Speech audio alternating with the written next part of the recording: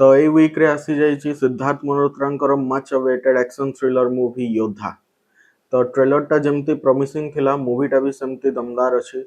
आउ आमको एथिरे fresh story fresh action sequence देखिबाकू मिलुछि जहाँकि बहुत ही इंटरेस्टिंग कर दउछि मूवी को। मूवी रे गोटे फ्लाइट सीक्वेंस अछि जोटा कि प्लेन भितरे शूट करा हेछि आउ सेटा बॉलीवुड मूवी रे आगरु देखिबाकू मिल नथिला जोटा कि बहुत ही माइंड ब्लोइंग हेछि।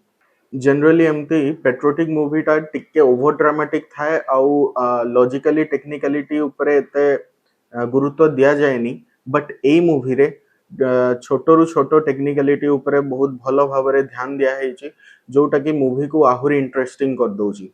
राशि खन्ना और दिशा पटानींकर पोटेंशियल को भी बहुत भलो भाबरे इथरे यूज करा हेछि। आपण दिशा पटानींकर गोटे नुआ रूप इथरे देखिबाकू पाइबे।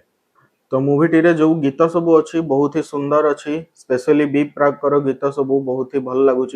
ओवरऑली जदि देखिबा it's a good action thriller movie with fresh story and action sequence.